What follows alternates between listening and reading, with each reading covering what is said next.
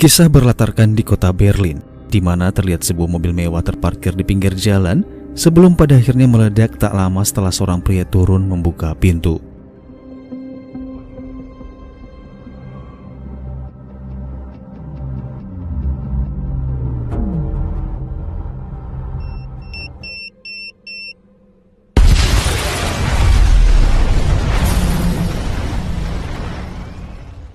Berita ledakan itu pun dengan cepat tersebar ke media, memberitakan bahwa hanya dalam kurun waktu seminggu terakhir, sudah terjadi beberapa insiden serupa yang disinyalir terkait aktivitas para teroris. Namun pemberitaan itu sama sekali tidak menarik perhatian seorang pria setengah baya bernama Matt Turner, seorang investor pasar modal yang menginvestasikan sahamnya di perusahaan Landit Capital di bawah bimbingan sahabatnya seorang CEO bernama Anders Muller. Bit early for you, isn't it? Yeah, listen. I need you to give Carl at STB Capital a call. I'll talk to him. He'll be fine. Good. You're a credit to capitalism. Say hello to Heather for me. Not a good idea. Matt sendiri memiliki sebuah keluarga kecil yang bisa dikatakan sedang rapuh. Kesibukannya yang hampir setiap saat memonitor pergerakan naik turunnya indeks harga saham membuatnya terkadang sering lalai dengan kewajibannya sebagai seorang suami sekaligus seorang ayah. Perdebatan kecil pun tak jarang terjadi antara Matt dan istrinya bernama Heather. Heather terlihat kesal saat lagi-lagi menyadari ketidakpekaan Matt yang hanya fokus dengan ponselnya, terlebih-lebih ketika mendengar jawaban dari sang suami yang sempat menolak untuk mengantarkan anak-anak ke sekolah. I'm meeting Christina this morning. I'm meeting Christina. You said you'd take them today. To see her this weekend. I asked you to help out just one day.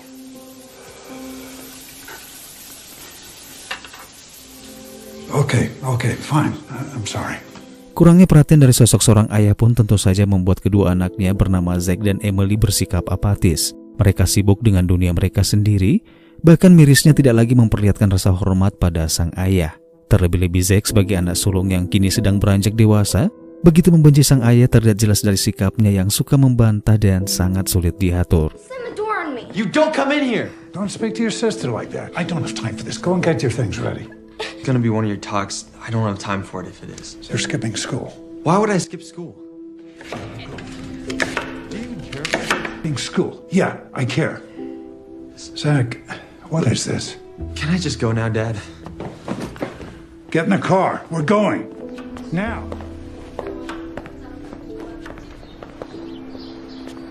Where's your brother? I don't know. He was walking.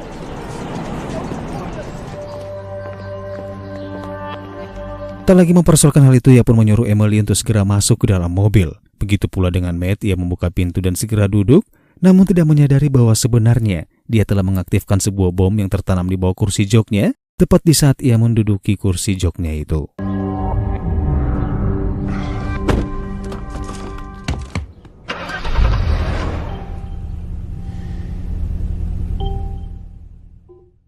Secara otomatis mobil smart mewahnya pun mendeteksi adanya beberapa sistem keamanan yang tidak berfungsi. Meskipun Matt sadar dengan kerusakan tersebut, namun ia sama sekali tidak curiga bahwa semua itu dipicu oleh seperangkat elektronik berbahaya yang kini sedang mengincar keselamatan dirinya dan anak-anaknya. Tak lagi mempersoalkan error sistem keamanan pada mobilnya. Saat itu juga Matt memutuskan untuk tetap berangkat mengantarkan Emily ke sekolah. Hingga tak berapa jam mobil berjalan, mereka pun berpapasan dengan Zack yang sedang berjalan kaki. Matt yang melihat hal itu dengan tegas meminta putranya tersebut untuk segera masuk ke dalam mobil, yang meskipun awalnya Zack menolak, namun pada akhirnya ia pun menuruti perintah ayahnya itu. Zach, get in the car this second. Thank you.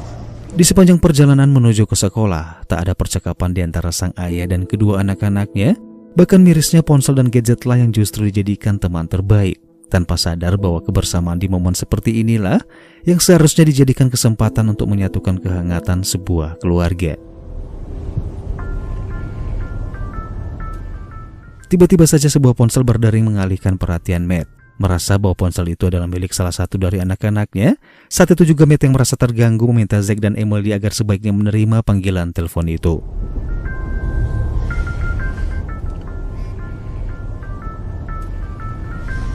Are you gonna answer that? What? Are you gonna answer that? It's not mine. Namun Zack dan Emily yang mengaku bahwa ponsel yang berdering tersebut bukanlah ponsel mereka. Matt pada akhirnya mencoba mencari dan menemukan sebuah ponsel di dalam kotak konsol bagian tengah mobil, di mana ponsel itu memperlihatkan sebuah panggilan dari nomor tak dikenal.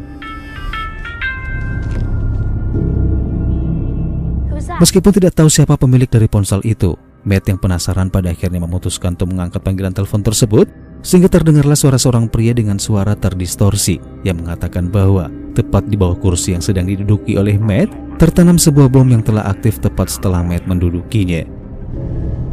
Hello? Hello, Matt. Hello, yes, who's this? Just me. And you. I'm hanging up now. You hang up on me. They'll be picking your guts out of the trees from here to Austria. I said I like your nice leather seats, but I wouldn't really want to be in that seat right now. There is a bomb under your seat the second you sat down. If you... Hingga tak berapa lama ia pun melihat wallpaper pada layar ponsel yang memperlihatkan sebuah foto dirinya yang sedang diawasi oleh seseorang. Kecemasan seketika menyelimuti hati dan pikirannya. Konsentrasi menyetir pun buyar terfokus pada layar ponsel hingga tak menyadari sebuah mobil di depannya tiba-tiba berhenti secara mendadak. Dad? Dad? Dad! Dad!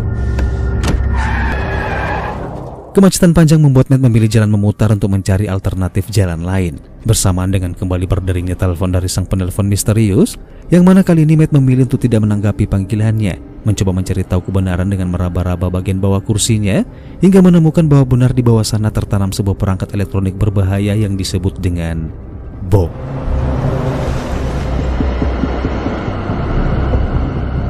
€1,000 car is breaking down? Great. I'll walk. Wait. What is it?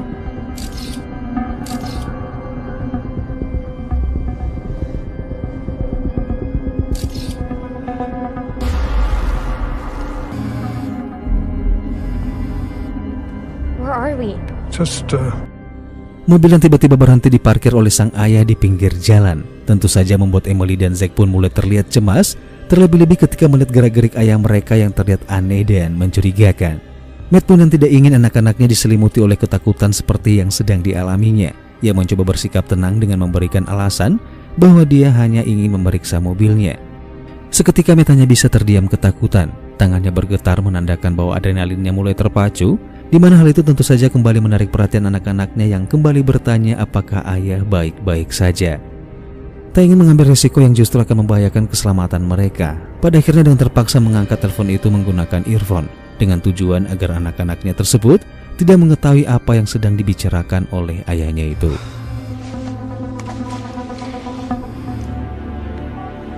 Hang up on me again, and I detonate. Do you understand? Yes. Drive. Don't stop driving. Do you understand? Yes. Listen very carefully. The device is connected to a pressure plate. If you get out of your seat, the bomb will detonate. Do you understand? Yes. There is a secondary trigger, a remote switch that I am holding as we speak. If you try to call the police, if you try to get help, I will detonate. I'm watching you. Menyadari gerak-geriknya tengah diawasi oleh si pelaku membuat Matt mulai curiga dengan pengendara sepeda motor yang terus saja mengikuti mobilnya dari belakang. Yang di waktu bersamaan si pelaku kembali memerintahkan Matt agar menyita ponsel Zack dan Emily untuk kemudian membuang ponsel anak-anaknya itu. Drive. Don't stop driving. Take your kid's phone. My children are gonna like it. Now. Zach. Zach, What? give me your phone.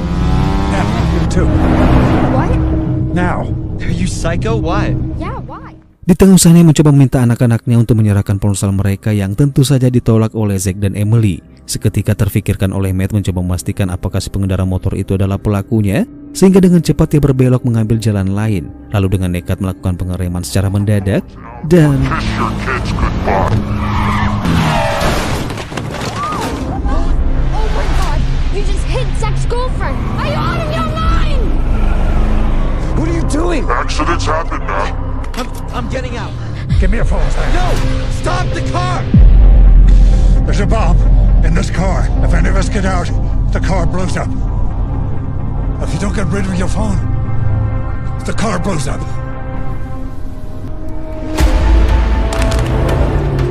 Good.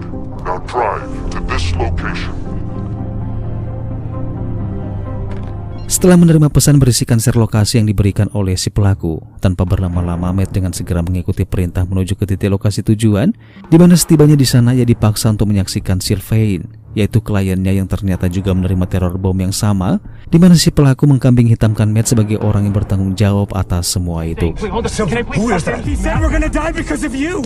Okay, stop, please. I'm freaking out here, man. I know you are. Me too. He said to wait for you until you arrive. That's it. No, Listen to me. Listen to me. He called me too. Matt, I have a family. You're not going to die. It's important that you stay calm. It's easy for you to say stay calm. There's a bomb underneath. You just need to stay calm and think. Sialnya kekasih Sylvain yang terlihat panik kehilangan kontrol, membuat seorang petugas kepolisian pun curiga, lalu menghampiri mobil mereka dan menyuruh mereka berdua untuk segera turun dari mobil. Namun Sylvain yang sadar bahwa hal itu akan memicu ledakan bom, ia pun dengan lantang menolak perintah sang petugas. Sialnya kekasih Sylvain yang semakin panik pun memaksa untuk turun tanpa peduli larangan Sylvain. Dan benar saja bom itu pun tiba-tiba meledak, menewaskan Sylvain bersama kekasihnya dan juga sang petugas.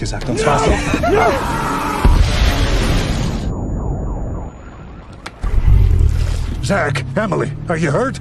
I'm good. I'm okay.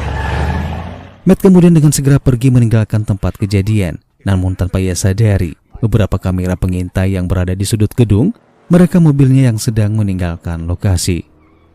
Ledakan dahsyat yang telah menghilangkan 3 nyawa tersebut tentu saja sebuah tindakan tegas dari si pelaku yang secara tidak langsung memberitahu Matt bahwa aksinya bukanlah hanya sekedar ancaman. I'm sorry. For whatever happened to you, I'm sorry.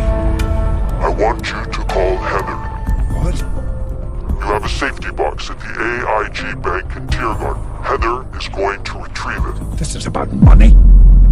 You don't have the luxury of time to debate. Call Heather and put her on speaker.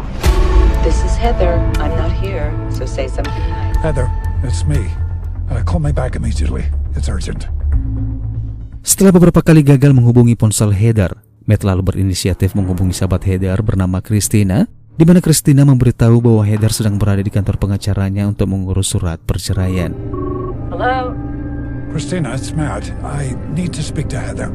Heather, have you tried her phone? She's not answering. I know she's with you, and I need to speak to her. She's not with me. Where is she? I need to get a hold of her right now. Matt. Tell me where she is. It's a matter of life and death. She's at a divorce attorney. You haven't been there for her, Matt. What does that mean? Which one? It's in Lichtenberg. I don't know. Weber something. Matt. You didn't. Kabar dari Christina yang tak disangka-sangka itu tentu saja membuat Matt kaget bukan kepalang. Begitu pula dengan kedua anaknya, terlihat syok menyadari bahwa kedua orang tuanya tak lama lagi akan berpisah. Berbekal nomor ponsel sang pengacara yang ia temukan di internet, Matt pada akhirnya berhasil berbicara dengan Heather, memberitahu Heather tentang semua yang sedang terjadi. Mendengar hal itu, Heather tentu saja sempat dibuat bingung dan nyaris tidak percaya. Namun Matt terus berusaha meyakinkan istrinya, sekaligus memintanya untuk datang ke bank AIG dan mengambil semua uang yang berada di dalam brankas. This is Matt Turner speaking. I'm her husband. This is an emergency. I need to speak to her now. Our children are in trouble. One moment, please. Are the kids okay? They're fine. Just listen, please. There's a man who has put a bomb in the car. What? We have to do everything he says. What are you talking about? Heather, please. No, I don't understand, Matt. What you're saying doesn't make any sense. Who is he? I don't know.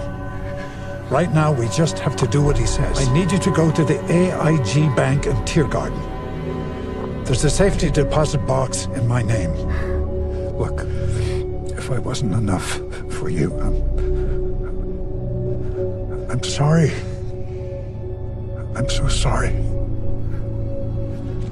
You better find somewhere to lay low until she's at your big bank. Remember, Matt, I'm watching you. Don't do anything stupid.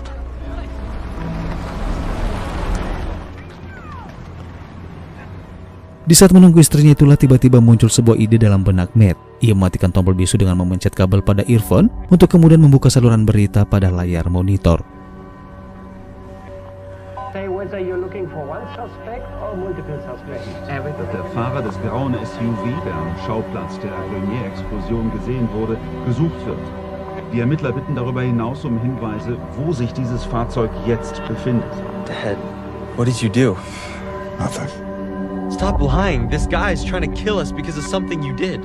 You lie. It's what you do every day. To Mom, to them, to us. You promised what? You made me get in this car. You made me. Matt pun hanya bisa terdiam seakan memaklumi kondisi tekanan dan ketakutan yang dialami oleh putranya. Namun dia berjanji akan mengeluarkan anak-anaknya dari mobil tersebut apapun caranya, sekalipun jika memang harus mengorbankan nyawanya sendiri. I promise I will get you out, both of you. Tak berselang lama, Heather pun menelpon. Matt dengan segera mematikan mode bisu pada ponsel milik si pelaku, sehingga mereka kembali terhubung dan si pelaku pun memerintahkan Matt agar menyuruh istrinya meletakkan uangnya di bagasi dan segera pergi. She's calling. Pick up. Tell her you'll meet her outside the bank. She hands you the money and then leaves. No conversation. I'm here at the bank. They want to speak to you. Good. Put them on. Mr. Turner? Yes. I understand your wife would like to access your safe deposit box on your behalf? That's correct. The password is Sienna. Thank you, sir. Heather, just call me when you get out. Put the money in the passenger seat and walk away. Namun setibanya di depan bank, sang penelpon tiba-tiba merubah rencana. Ia memaksa Matt untuk menyuruh istrinya agar memberikan seluruh uang itu kepada pria berjas biru yang sedang duduk di taman. Namun, It's all there. What money? What? Drive! tiba-tiba saja polisi bersenjata lengkap mengamankan pria berjas biru tersebut dan juga membawa Heather. Di mana hal itu tentu saja membuat Matt bingung dan khawatir dengan istrinya. Namun tetap saja ia tak dapat berbuat apa-apa di bawah perintah kekuasaan sang penelpon yang saat itu juga menyuruhnya untuk segera pergi meninggalkan lokasi itu. Di tengah kebingungannya masih bertanya-tanya apa sih sebenarnya rencana dari sang penelpon. Pada akhirnya penelpon misterius itu memberitahu Matt bahwa pengambilan uang di bank lokal hanyalah sebuah pengalihan, di mana ia justru mulai berbicara tentang dana gelap uang investor sebesar 208 juta euro yang disimpan di salah satu bank di Dubai, sebuah dana jaminan darurat investasi yang hanya diketahui oleh Matt dan Anders. Mendengar hal itu Matt pun kaget. Ia mulai berpikir bagaimana sang penelpon bisa mengetahui dana rahasia yang jelas-jelas hanya dialah dan Anders yang mengetahui dana itu. Sampai akhirnya sang penelpon kembali mengirimkan pesan berisikan share lokasi yang saat ini harus didatangi oleh Matt, di mana sang penelpon sepertinya sengaja mempertemukan Matt dan Anders di lokasi tersebut, menyuruh Matt untuk membicarakan dana gelap itu bersama Anders. The little slush fund that you and Anders have, your investors' money. Dubai, 208 million euros emergency collateral. I think we should talk to your boss. Anders? Why? He's already waiting for you. Drive. Singkat cerita, tibalah mereka di lokasi tujuan sesuai permintaan sang penelpon, sebuah lokasi tak jauh dari stasiun kereta, di mana di sana dia melihat mobil Anders terparkir dengan jarak hanya beberapa meter dari mobilnya. Kedatangan Matt disambut oleh Anders yang memperlihatkan raut wajah penuh kekecewaan. Ia tak menyangka kenapa dan bagaimana Matt bisa tega melakukan hal itu kepada sahabatnya sendiri, yang tentunya dalam kasus ini Anders menduga bahwa Matt telah memasang sebuah bom di mobilnya, seperti yang dialami oleh Sylvain. Why are you doing this? Nothing. Nick Heiko does this to his own best friend. And you brought your kids. Matt, why? Di saat Matt mencoba menjelaskan apa yang sebenarnya terjadi, tiba-tiba sang penelpon memaksa Matt agar meminta Anders untuk menyetujui pencairan dari total semua dana rekening mereka yang berada di Dubai. Di bawah kendali perintah dari sang penelpon, Matt kembali dipaksa untuk memberikan ancaman kepada Anders, di mana jika Anders tidak segera mentransfer dana tersebut ke rekeningnya, maka Anders akan dibunuh. Tell him to authorize liquidating your collateral account. It isn't my money. I didn't steal it. It's the client's. Tell him to authorize. Anders, listen. I need you to authorize liquidating the emergency collateral account. The Dubai fund. All of it. Jesus Christ. That's what this is about? You did this for money? Tell him if he doesn't, you'll kill him. Tell him to do it, or I kill you and your kids. Anders. Authorize liquidation, or I will kill you. Okay. Doing what you want, all right? As soon as he does it, you will let him go. Yes. 108 million euros. You let us all go, yes? Once he authorizes, you'll do the same, and you'll transfer me the money. Okay, it's done. You did what you wanted. It's over. Namun harapan Matt yang menginginkan keselamatan sahabatnya ternyata sangat jauh dari harapan, di mana sang penelpon justru menyuruh Matt untuk menghabisi Anders dengan pistol sebagai ganti nyawanya beserta anak-anaknya. Do this. 5. Please. Namun tentu saja Matt tak kuasa melakukan hal itu kepada sahabatnya sendiri, terlebih-lebih di depan kedua anaknya. Ia menolak perintah sang penelpon dengan tidak melepaskan tembakannya, hingga pada akhirnya sebuah kereta melintas dan tiba-tiba... Let me go! Dad, he's your friend. What are you doing?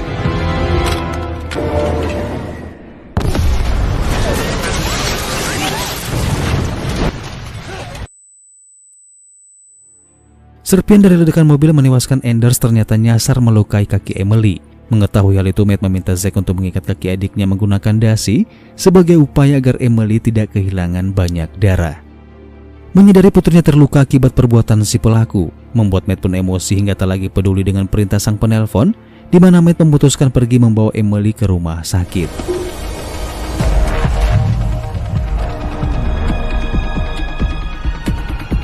That'll make 4 people that you've killed today.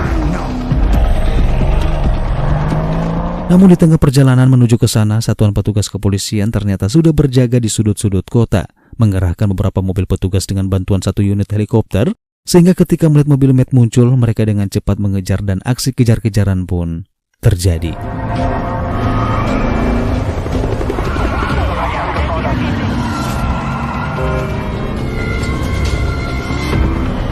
Hold on, okay? Hold on. Dad. Make the call now. No.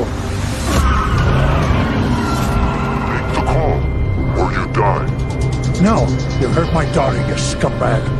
You want that money? You need me.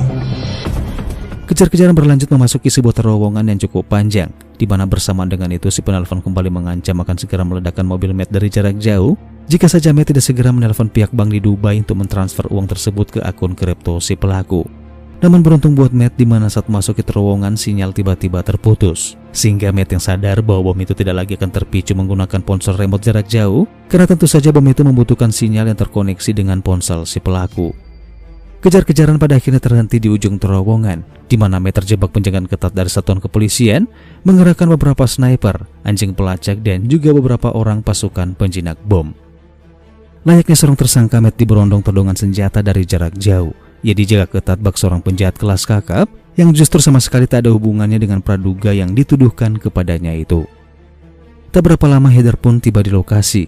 Ia keluar dari mobil hanya untuk memastikan keadaan suami dan anak-anaknya dalam keadaan baik-baik saja. Namun ia dicegah oleh pihak kepolisian, membuat Zack sempat heran mengapa ibunya tidak diperbolehkan menemui mereka. Hey!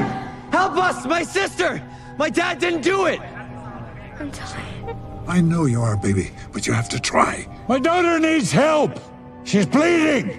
Help her! Help! Anyone!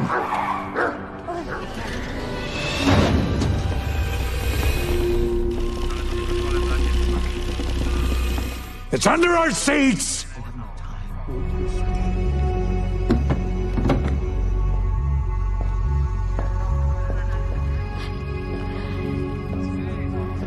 Everyone okay? My daughter's hurt. She's lost a lot of blood. We have EMTs right here. We'll get her seen to real soon. Then bring them in now. You've got everybody's attention, Matt. A lot of people here are worried about you. Especially Heather.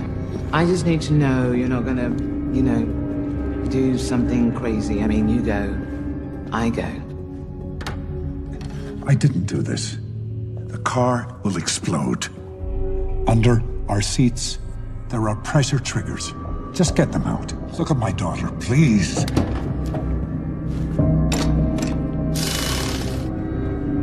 They think the doors are clear. So, 3 colleagues from your company die in one day, but not you. I didn't do this. I didn't set off those bombs. What kind of money? You've had a lot of losses for your clients. But you still have a nice car. Well, I guess you've had a tough day. A tough week, a tough year? It's okay, baby.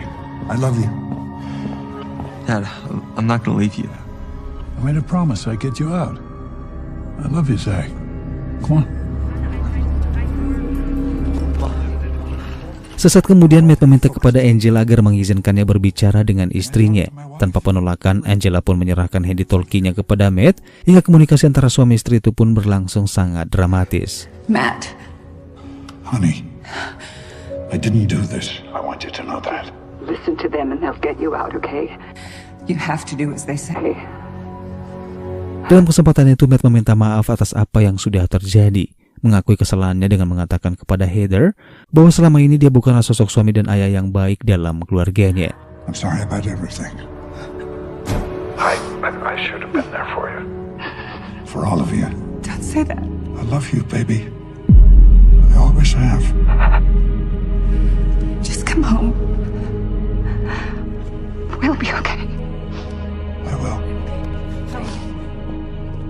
Setelah mengungkapkan semua penyesalannya dan berjanji ingin menyatukan kembali keutuhan keluarganya, Matt kemudian mulai menyusun rencana untuk memberikan pelajaran kepada si pelaku yang secara langsung adalah dalang dari semua kekacauan itu. Namun di balik rencananya itu, Matt sadar bahwa Angela tidak akan mungkin membiarkannya pergi begitu saja, karena Angela masih menganggap bahwa Matt adalah pelaku di balik pengeboman tersebut. Dan saat itu juga tanpa berpikir panjang, Matt nekat tancap gas menerobos blokade polisi. No. He set me up and you all bought it. If you can't find him, I will. Matt! Matt! Don't shoot! Tertinggal diam, pihak kepolisian segera mengambil tindakan cepat. Mereka mengejar mobil Matt hingga kembali terjadi kejar-kejaran, bersamaan dengan sinyal yang tiba-tiba kembali aktif ditandai dengan ponsel yang kembali berdering. Menyadari hal itu, Matt tanpa ragu mengangkat panggilannya, hingga terdengarlah suara sang penelpon yang sangat marah, di mana yang mendesak sembari mengancam Matt agar segera menandatangani persetujuan transfer. Namun di luar dugaan, Matt justru seakan tak peduli, bahkan dengan berani bernegosiasi mengatakan kepada sang penelpon, jika kau ingin uangnya, tentukanlah tempat di mana mereka harus bertemu secara empat mata. Face to face, or you got nothing. I could end this right now. You want your money? I want my life back. Choose the address, not you. Sampai akhirnya sang penelpon menunjukkan lokasi titik pertemuan di sebuah lokasi keramaian di tengah kota yang menunjukkan bahwa di sana sedang berlangsung aksi demo dari para demonstran.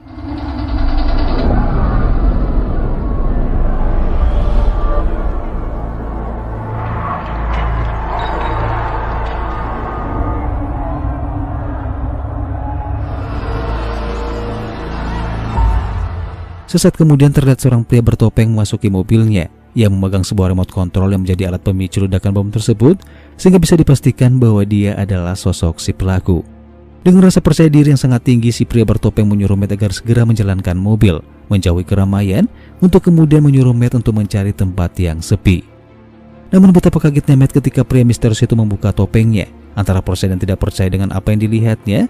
Namun faktanya sosok pria itu ternyata adalah Anders, sahabatnya sendiri. Surprise. I told you, Matt. You're not as smart as you think. I did just manage to turn a few bodies into 200. I watched you die in that explosion. Matt tidak menyangka demi uang Anders menjebak Matt dalam sebuah permainan kematian. Bahkan insiden ledakan di samping rel kereta yang seharusnya telah menewaskan Anders ternyata telah dirancang sedemikian rupa dengan memanfaatkan momen kereta yang saat itu sedang melintas. Merasa berada di atas angin, Anders memanfaatkan rekaman suara Matt yang sempat terekam, mengancamnya akan menyerahkan rekaman itu kepada polisi jika Matt tidak segera menandatangani surat persetujuan transfer itu. You're the murderer, not me. Do you really think so? Are you sure about that? Anders, authorize liquidation or I will kill you. Now, if you'd be so kind and complete the transaction. Transfer the money, Matt. The minute you try to withdraw 1 cent, they'll know you're alive. It's in a crypto account. Untraceable, impregnable. Now stop wasting time. Call the bank. Call them! Ancaman itu membuat Matt hanya bisa terdiam tanpa dapat berbuat apa-apa. Ia tak lagi bisa menyangkal bukti tersebut, karena bagaimanapun juga rekaman itu sudah cukup membuat bukti bahwa Matt adalah pelakunya. Namun di balik kemenangannya ada satu hal yang tidak terfikirkan oleh Anders, di mana di mobil itu hanya ada mereka berdua, sehingga jika mobil meledak maka konsekuensinya pun mereka akan mati bersama. Di momen ini tak lagi ada pilihan buat Matt selain melakukan aksi nekat, karena bagaimanapun mati di penjara lebih memalukan dibandingkan harus mati bersama orang yang telah menyakiti keluarganya. Diinjaknya pedal gas melaju ke arah sebuah jembatan, hingga saat itu juga inilah yang terjadi. I'm sorry, Heather. Stop! Stop!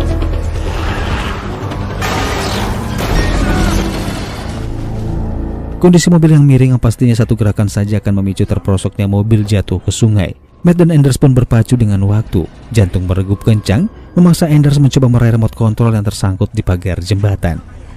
Bersamaan dengan itu, Matt dengan cepat melepaskan seatbelt pada kursinya. Gravitasi bumi menjatuhkan tubuhnya ke sungai, yang secara otomatis plat tekanan pemicu bom pun meregang dan...